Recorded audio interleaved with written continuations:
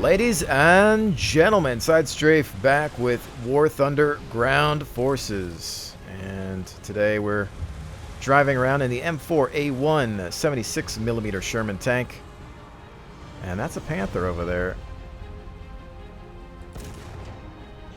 That'll do. Oh man, there's our guy that was right next to him too. I don't know what that was about. But now we also have a Sherman burning on the left. So anyway, yeah. Simulator battles. Doing it live. Good times. So that's a great way to start out, but we need to keep our eyes peeled here. This is obviously the upgraded M4A1. Has a new turret, new gun, modified hull. The original hull had direct vision ports. Those have been deleted. In their place, some wider field of view periscopes for the driver and bow gunner. I have a feeling there's something over there. We're open from this side, so we got to be careful. But on top of that, this tank is supposed to feature a wet stowage system for the ammunition. I say supposed to because currently in game it's not working. Now what they did with the 76mm gun tanks, or at least starting with the 76mm tanks, is introduce wet stowage bins, basically tubes surrounded by water, a mixture of antifreeze, and another chemical compound that would prevent rusting. And they would put these bins in the floor of the Sherman tank beneath the loader. So they would also remove the ammo from the side sponsons, and they would also remove the ammo from the ready rack, which is around the turret basket. Those posed a massive threat to the tanks, and once removed, they helped improve survivability. Shot right into the side of that Panther, about 800 meters.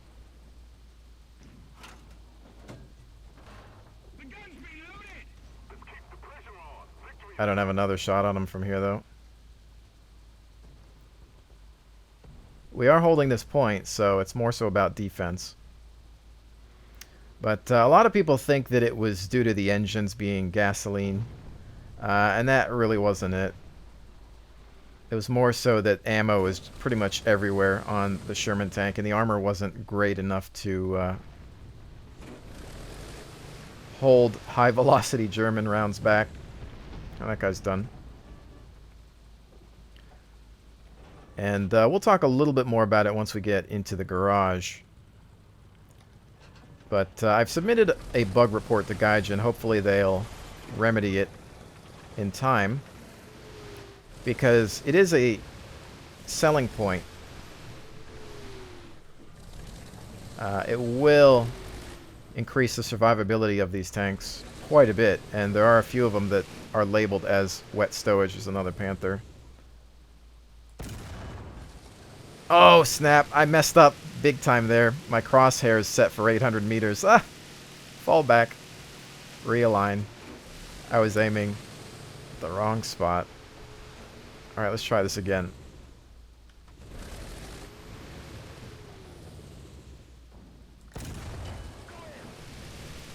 Oh, that went in, but I want to back off so he doesn't have his turn.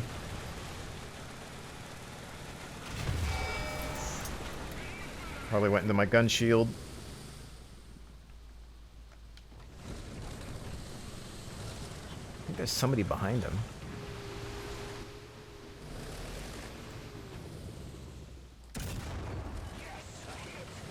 And not really.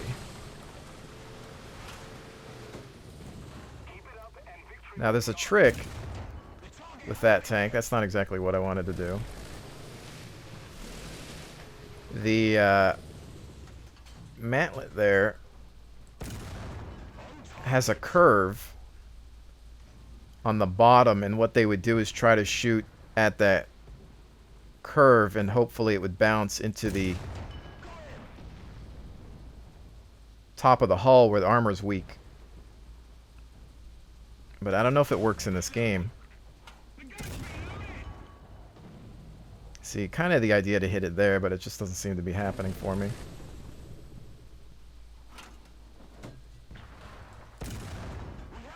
Yeah, it's not working. I'm gonna put one more at his barrel. Yes, a hit.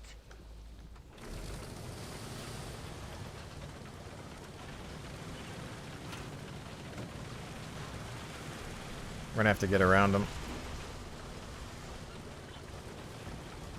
Unless somebody just took him, I'm not sure. Hostiles are taking Alpha, though.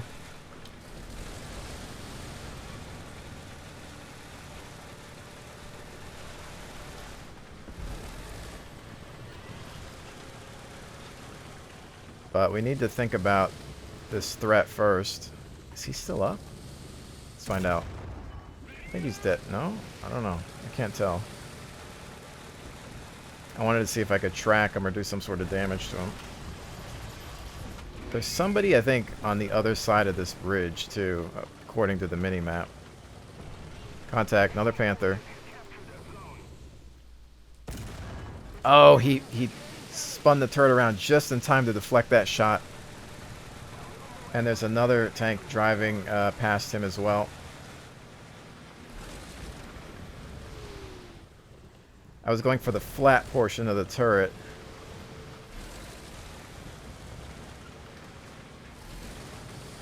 Peekaboo. Where's his buddy? I saw somebody behind him.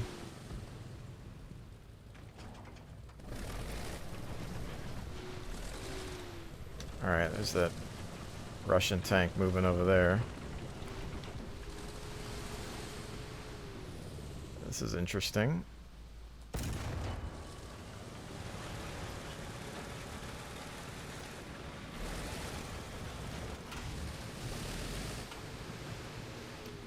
Yeah, I don't know what I'm going to be able to do against that.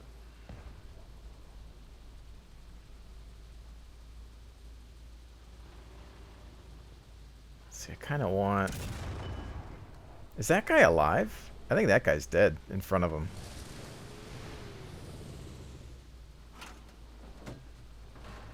On target.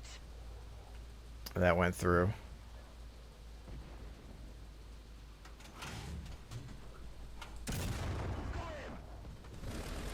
All right.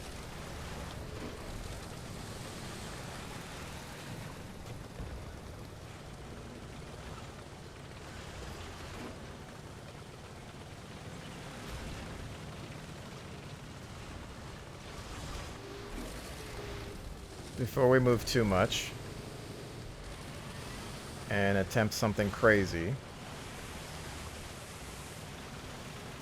I want to make sure that we're clean on the other side.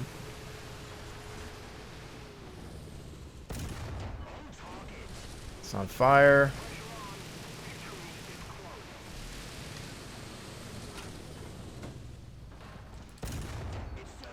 I want to take out his fighting compartment.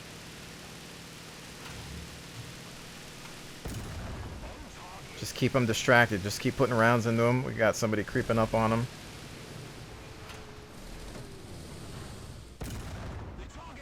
No shortage of ammo. Just make him feel that pressure.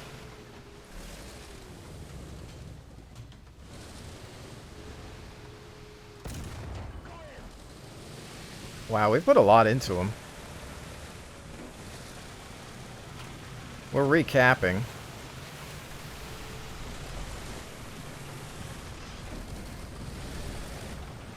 He's facing front now.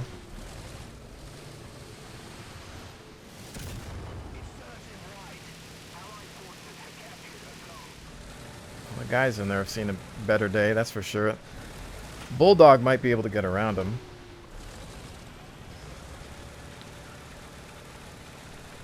I don't like this position, though.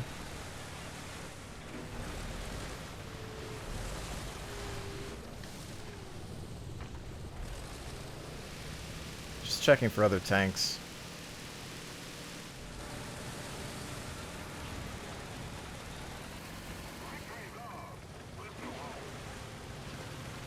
Did we ever kill that guy? I don't know if anybody ever got him.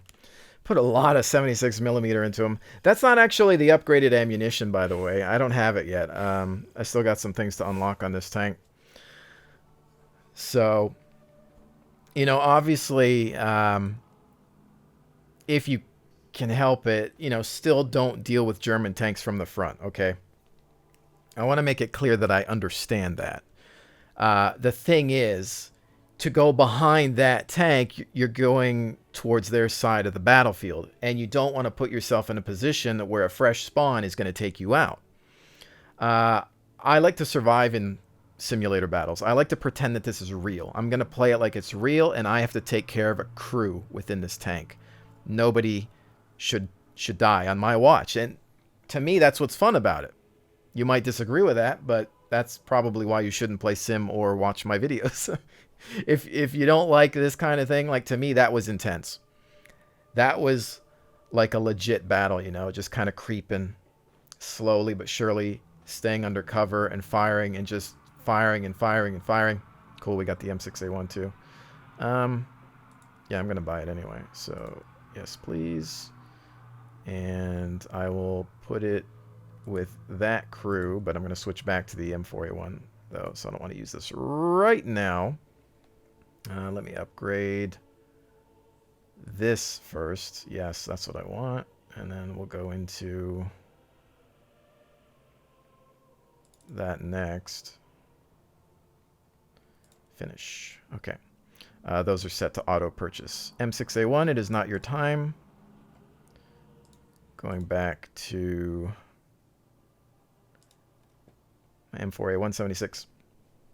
So it was one of those things where, yes, we could have gone around the Panther. We did actually. We put a nice shot, a couple of nice shots into the side of his turret.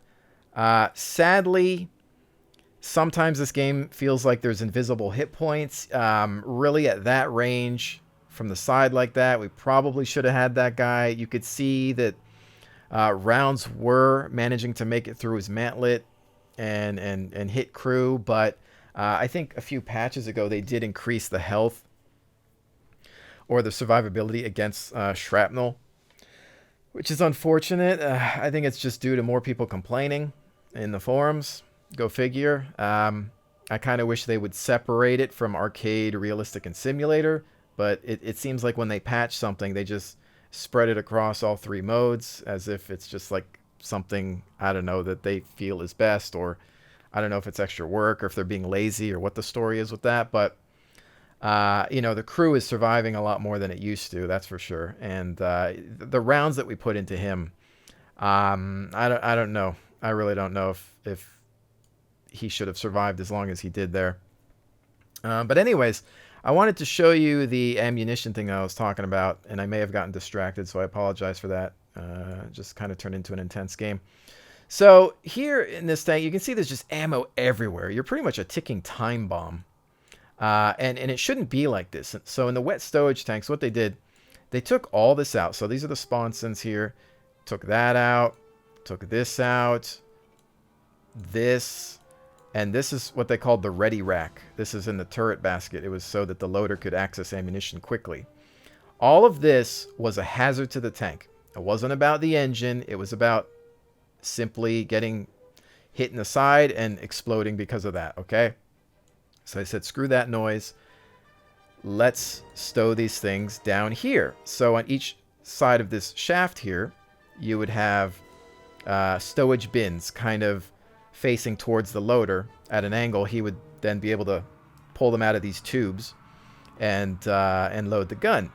And so you'd have all the ammo stored there, much safer, of course, surrounded by water to put out any types of fires that might breach the bins, and just made the survivability of Sherman tanks go up quite a bit towards the end of the war there. And that should be for anything you see with a W. Stands for wet stowage. So A1, A2, A3. We've got the jumbo here as well. According to my Sherman book by R.P. Honeycutt, there were some 75mm tanks also converted to wet stowage. I don't believe they're represented in game. And I'm not sure exactly which ones, because towards that point in time, really a lot of the tanks were getting upgraded to 76, but there still were a lot of 75 millimeter tanks still left over. In some cases, troops did still like the 75 because it was able to use different types of ammunition that wasn't always readily available for the 76 millimeter guns. So it really depended. And not everybody had access, but, you know, they would always try to mix in. So, you know, they would throw in a couple of 76 millimeter tanks with 75s.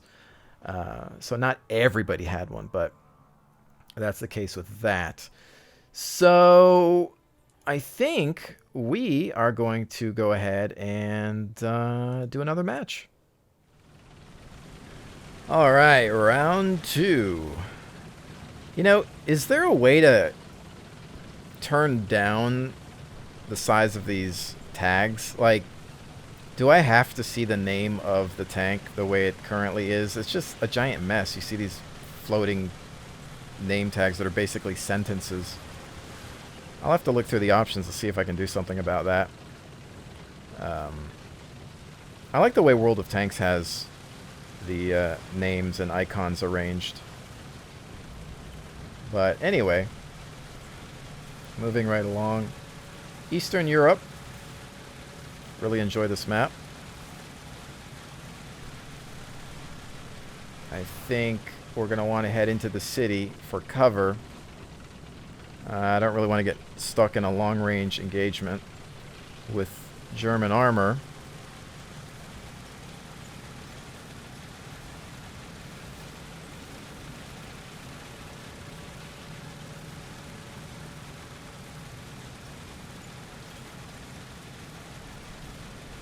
A lot of red over there.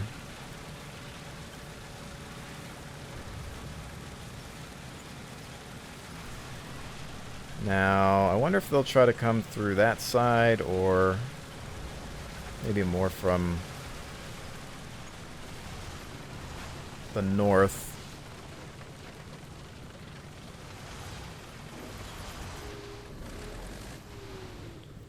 This one's very tricky. You have to definitely keep your eyes peeled.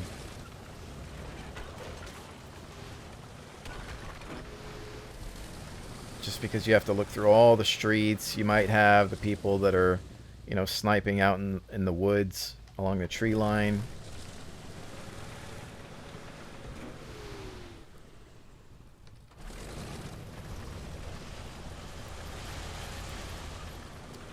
I'm going to try to move up with the rest of the team here, since the objectives are a little different. You do want to support. There's a time and a place to sit back and defend or camp, okay? Like the last match, we had every right to sit back. Got into it a little late, but it was just one of those things like, okay, take the territory and go from there, you know.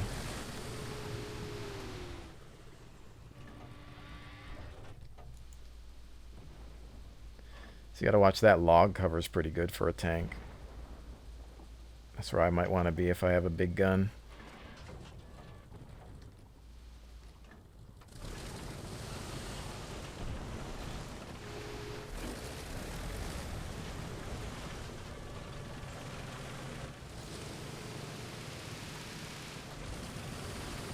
Don't fall into the water.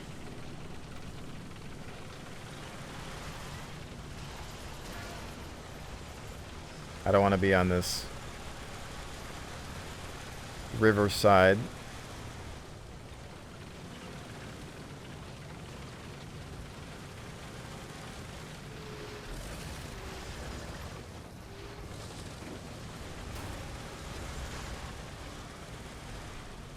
We're pushing up quite a bit.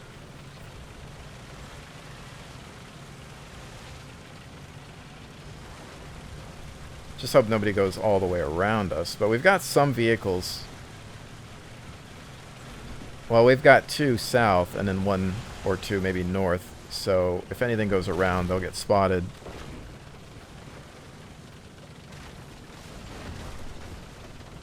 Just breaking everything in my path.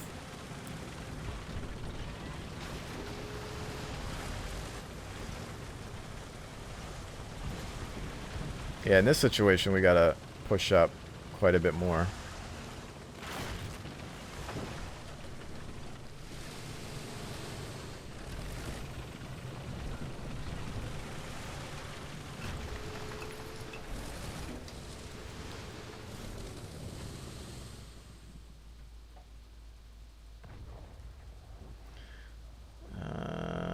Okay, there's contact, but he's moving quickly. Shot out 800. Set on fire. Trees blocking the way. We've got the kill. Nice.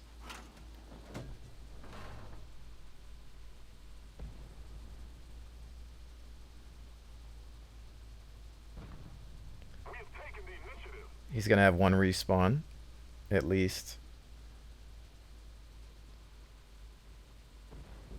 Unless he's already been killed. I don't know.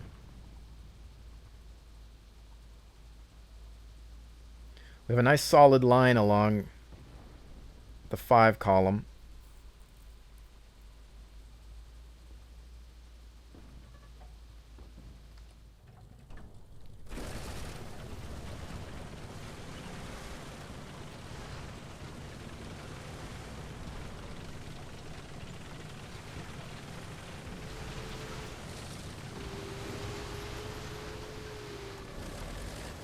Now we've got a lot of protection just because our units are spread out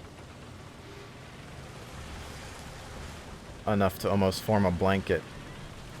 Contact Echo 5, was it?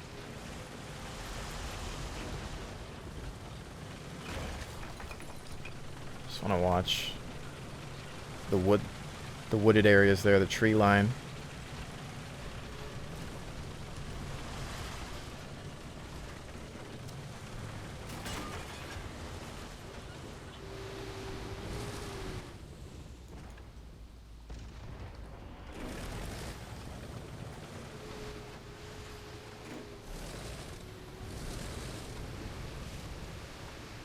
Got some engagements to the right.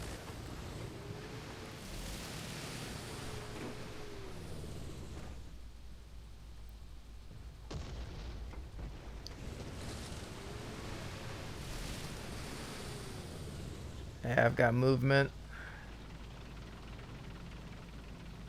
Looks like a panther.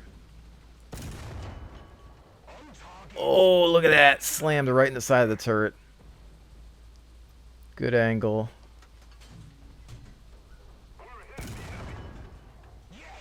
Another one. And that's on me. Nice. There we go. Good long range shot there on that panther from a concealed position.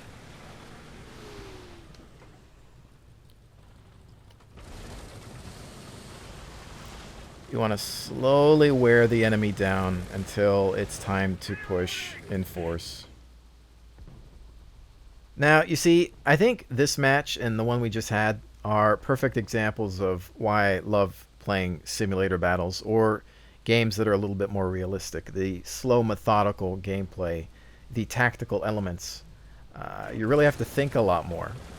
And I think it could be better in many respects, but this is why I play sim. And a lot of people say, you know, why do you play it? It's so boring. Hey, there's not enough action. And it really depends on what you're looking for in a game.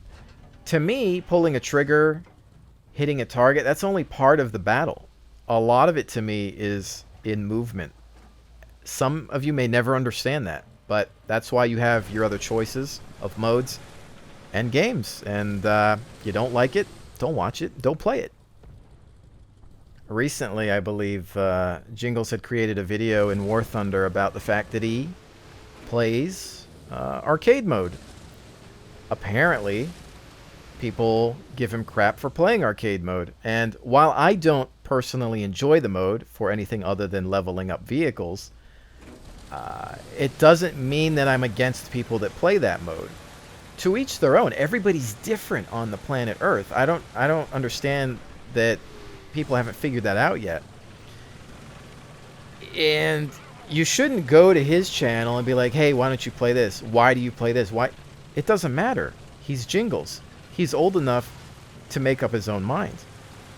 You watch him not because he plays arcade or because he's a master at the game. You watch him because of his personality. I would hope that you watch me because of my personality more than just the game or the tactics that I employ. If you don't like arcade gameplay, then don't watch Jingles. If you don't like sim gameplay, then don't watch me. But you have those choices available to you. And it's nice that you can see different YouTubers playing a game their way. And you just have to decide which way you prefer. It's really that simple, guys. Whoa, what was that? Careful.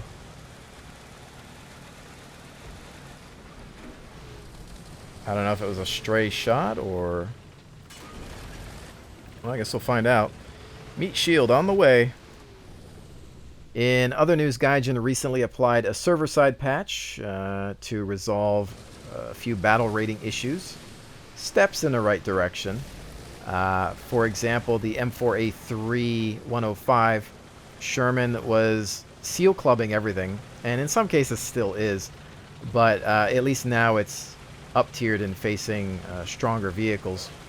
The thing was, and not many people realize this, is that that version of 105 howitzer Sherman was fielded in 1944. It had the improved hull, so the hull armor on the front, not easy to get through. But in this game, it was seeing tanks from 42 and under. So, yeah, there's going to be a problem there just trying to penetrate the sucker.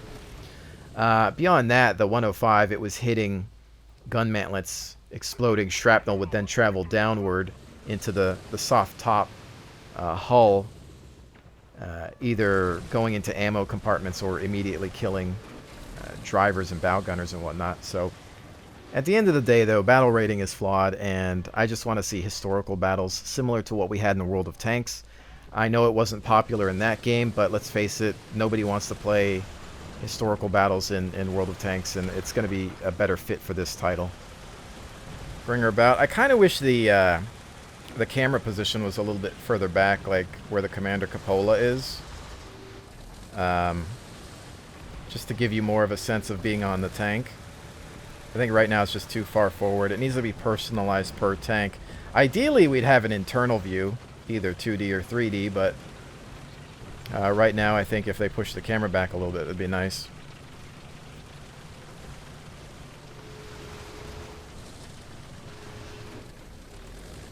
Always check your corners.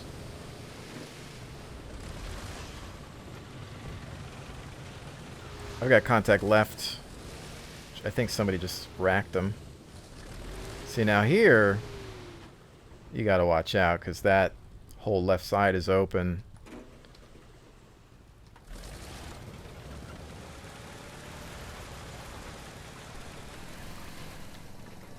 Oops. That's one of those things where your gut tells you, so watch out.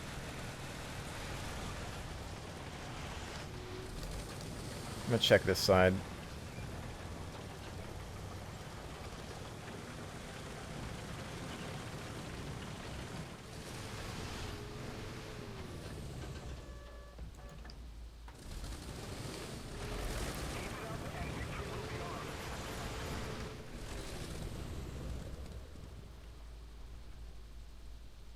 The other thing I notice is that you can, of course, take down trees with your coax, like so.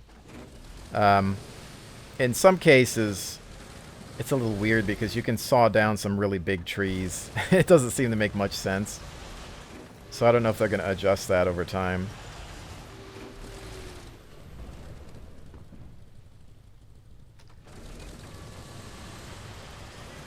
I think I'm going to move up to the next set of houses over there.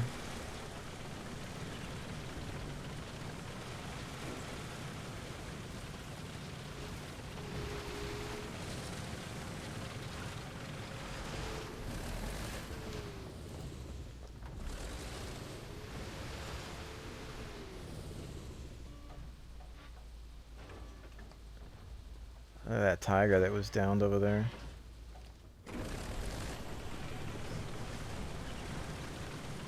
Alright, I'm gonna move up. This is where it gets hairy.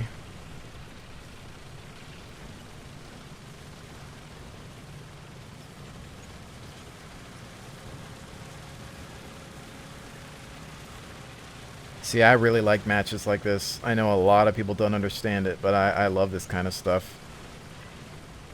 Those slow movements forward.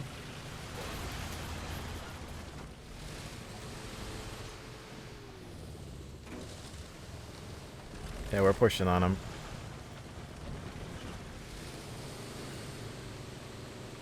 And whatever spawns they had left.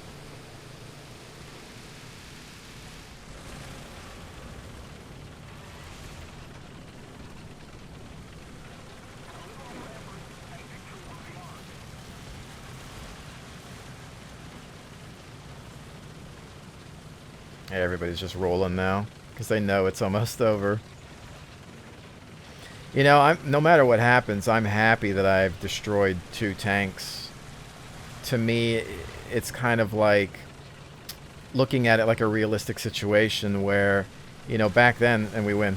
Back then, you take out a tank in a single 24-hour period and it was a good day. Whereas in video games, everything is sped up. Everything's more accelerated. So, okay. That's not nice of you. In this game, it's different, of course. You know, you probably want 5 kills a match or more, right? It's a free-to-play. You want to grind. You want points. You want credits. All of the above, and you want prestige from being at at the top of the list. So there, I destroyed 2 tanks. Also suffered 0 casualties. But you can see there's a couple of guys above me that have no kills, and then one actually has 2 deaths. The guys up there, of course, have, a lot of kills, so you can see why they've succeeded. Some assists, probably did a lot of damage.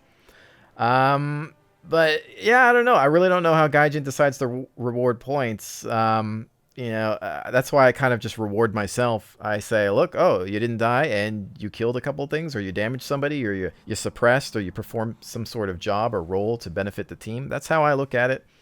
And I would suggest the same to others. I keep bringing this up because I always get comments from people that say, oh, SideStrafe, I don't know if I can play those modes. It's frustrating. People yell at me because I'm not doing well enough. It's like, screw those people. You don't know them. You're probably never going to meet them. And if you do meet them someplace, a convention or something, you think they're ever going to say anything to you to your face? No. Welcome to the internet. Don't worry about them. We all got to get back to just playing these games for fun. Forget about the stupid scoreboards. Just enjoy yourself any way you can. And that goes for me. That goes for you. That goes for everybody. Keep an open mind. Accept the way other people play their games. Unless they're team killing you. That's just probably not something that we want to condone. But, of course, developers got to help us out. They need to make a game that's worth enjoying. And that's not always the case. But beyond that, I am trying to resolve the colors of these American tanks. I don't believe them to be correct. Currently, as you can see, there's some sort of flat dark earth or coyote brown. I've found a lot of evidence that shows that they weren't anywhere near this color. Original photos, documents, a lot of the books that I've collected over the years talk about the colors that they were. And, there are people that disagree with me. Their opinion seems to be more accurate than my actual evidence. And when I ask them to submit their own proof, they seem to not be able to do so. But, hey, well, again, like I said, welcome to the internet. Anyways, I've done some recolors. I have a link in the description below that leads to an album where I have Gaijin's original and then 2 recolors that I think are a little bit more accurate based on various references. So I'll have those there and you can decide for yourself. But with that said, ladies and gentlemen, always want to thank each and every one of you for joining me. And I will definitely see you on the next one.